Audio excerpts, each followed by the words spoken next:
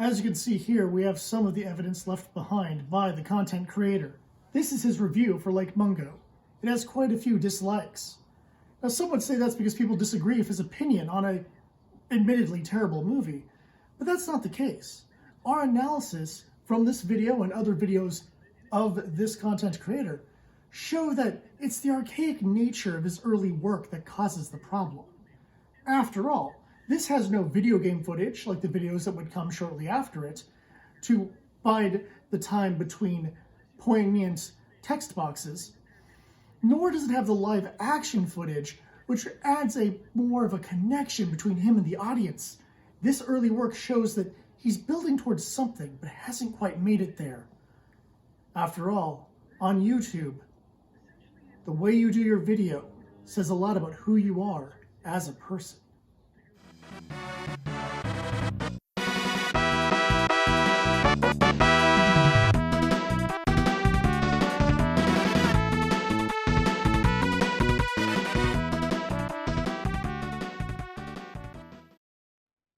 Hello everyone, and welcome to my den. It's time for another horror movie review. This time we're looking at the Poughkeepsie tapes, a strange movie that was recommended to me by my younger brother. The movie is done in a documentary style, so we are essentially cutting between various specialists, police officers, and witnesses, while also cutting to the footage of tapes made by a serial killer. Both his stalker footage and footage of his kills and his torture of a girl named Cheryl Dempsey. This movie quickly reminded me of a movie I did not give a particularly positive review to, called Lake Mungo. Is this movie as bad as Lake Mungo? Let's find out. The story of the Poughkeepsie tapes is told throughout the documentary, that this serial killer has been around for some time, presumably a couple decades, and liked to record his victims. Whether they are a child in the park, a couple that picks him up when he needs to hitchhike, or all the weird stalker footage he has of Cheryl Dempsey, who becomes kind of the main focus of the tapes. You see how he stalked her, you see him kidnap her, torture her, and even bring other victims in front of her to torture them or kill them in front of Cheryl, who becomes his weird obsession. The story is more or less told by telling you the events and the various victims and watching the various tapes to see the reactions of the people as they realize they're a target of this serial killer. Thus, there isn't like a lot of story, as you're not really watching the investigation, but more or less having people tell you that they had a lot of difficulty going with leads because he would change his killing style, or he would dispose of bodies in very hard to track ways, and what have you, making him this ultimate serial killer who may have knowledge or skills of a police profiler. Essentially, the whole story is to build up this killer as an untrackable, very effective, and incredibly dangerous killing machine, while also building the audience's sympathy for Cheryl Dempsey, who will eventually die, because one of the first scenes we see is her funeral. And they build up that whole what happened to her and how she ended up, there. The ending is fine. Nothing really to write home about, and you can kind of tell where they're going with things at a certain point in the story. And I'm not going to say it's a letdown, but it's definitely one of the weaker points of the movie. Yeah, the characters in our documentary. This is a complicated one to discuss. So I guess let's begin with Cheryl Dempsey. When you first see her, all you really see is the stalker footage. You get a general vibe of the kind of person she is, how she starts to feel a little paranoid that there's someone following her, and her paranoia, of course, is true. You get to know her parents and her boyfriend a little bit throughout the story, but again, nothing is going too in depth. There is no character arcs or anything like that here. Because it's done in a documentary, it's just showing you what is, instead of building a story around who she is. You do feel sorry for her as you see her get tortured, you see her get brainwashed, you see her just being treated terribly, but you never really get to know who Cheryl really is. Then we have the killer. And the killer is just like a schlubby murder man. I don't know what else to call him.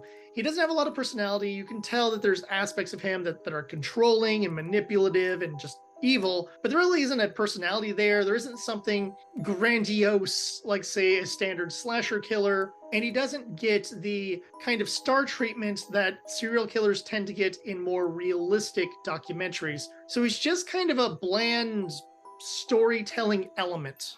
Finally, we have the people, the forensic specialists, the psychologists, and things like that throughout the story discussing the killer and the cases and the murders and all that. And they're fine.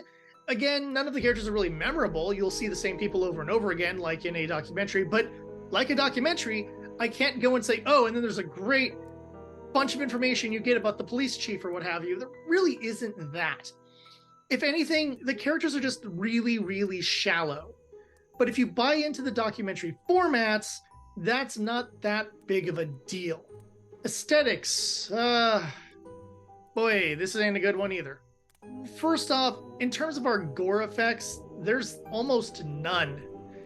That's because a lot of the times, someone will run away and he has to set down the camera, and then you'll just hear an attack, or you'll see a quick strike on someone with the kind of visuals shaking around. You're not getting any kind of major gore scenes here. There's a lot of off-screen stuff, and while that is a very psychological trick you can use, and what's in my imagination is probably darker and more messed up than what maybe a writer or a director would have come up with, as I am a big fan of horror movies, especially slashers, and I do appreciate creative deaths, usually for the special effects work, we don't really get any of that in this movie. In addition to that, a lot of the tape footage is grainy and what have you, so while it looks creepy, it also obscures a lot of stuff so that they didn't have to do as much makeup work, they didn't have to do as much blood and anything like that. So it does hurt the overall aesthetic value of this work. That being said, the house of the killer does have a nice design to it. The basement where he keeps his victims works really well. It looks grungy and gross, and you can tell he has a bunch of his weird tools there to do whatever kind of torture he's going to do. Audio-wise, it's fine. It's not like they have a lot of music stuff, but since this is pre-cut footage and it's done like a regular documentary, you do get music here and there to build the atmosphere, but it's pretty forgettable, as I'm struggling right now to try to remember any of the music while having seen the movie only a couple days ago.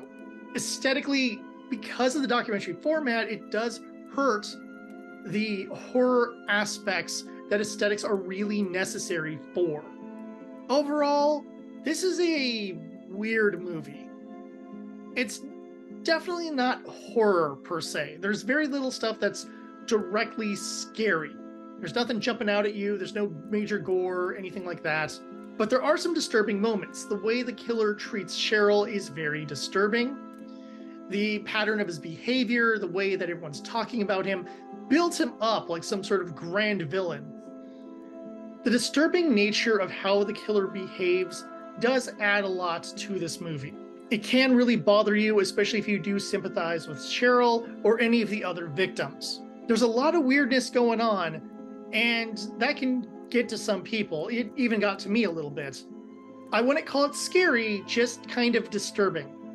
And while I have seen movies that are more disturbing, Reflecting Skin comes to mind, it worked a lot better in terms of a horror movie than, say, like Mungo, where we have flat acting and a really boring documentary about this girl. This documentary kept you wanting to know more, that showed you footage that was, disturbing in nature, and overall felt like a more realistic serial killer story than the ghost story of Lake Mungo. And yes, I do think it is fair to compare these, as they are both done in the same style and both clearly low-budget movies. What helps this movie really work is that the acting is so much better than Lake Mungo. The people, being the specialists and what have you, feel natural while also being real actors. They're not sounding like they're reading a script, they're acting as if it is extemporaneous, even though it is clearly scripted. Cheryl's acting is pretty decent. She has a lot of good facial acting that shows you her fear. There's a couple scenes where I think she may have been on the edge of laughing, though. I don't know, it's just kind of what I saw, but she does a good enough job showing how this killer broke her down and kind of ruined her as a person. Then again, there's other victims who are terrible actors, and you can tell it's acting and the scripting maybe not working great. Maybe there's some improv in there or something. And those ones do hurt this, but it's not the flat acting of a Lake Mungo. It's kind of more of that average acting you'd almost expect from a horror movie of people who can't quite act, but really fit the role that are needed to fit. I think this movie will be really enjoyable for those who want something more disturbing, want something that plays off of the serial killer documentary hype we seem to have stumbled into the last few years. But if you're looking for real scares, gore, anything like that, it's not going to be for you. Essentially, you're going to have a movie that you need to be in the right mindset to watch, because otherwise it's just not going to work for you. And that is why the bottom line is recommended. There's nothing about this movie that's intrinsically bad. It is really kind of more of a problem of its own formats and really lacking any of the violent stuff that really would have added to this movie. Some people are going to enjoy it, some people aren't. It's very kind of middle of the road, but it's not a bad watching experience. And in terms of disturbing movies, I could watch it again and be fine. In fact, I'd probably start riffing it, which isn't entirely a good thing. But frankly, if you're looking for a kind of movie that is playing off of the tropes, like I said, and if you're looking for a movie that's kind of about a fictionalized serial killer, this is an interesting one that's very different from your standard movies. Plus, the disturbing nature of some of the scenes can work to creep you out a little bit. Thank you for watching.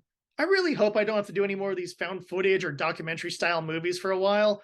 Frankly, I don't particularly like them as a genre, and I would really, really prefer to be going to a standard slasher or some sort of cool, visually interesting movie. So if you know any movies that fall into that category, let me know in the comments. And until next time, I'm in the den watching some horror movies, but I'll see you at the tavern.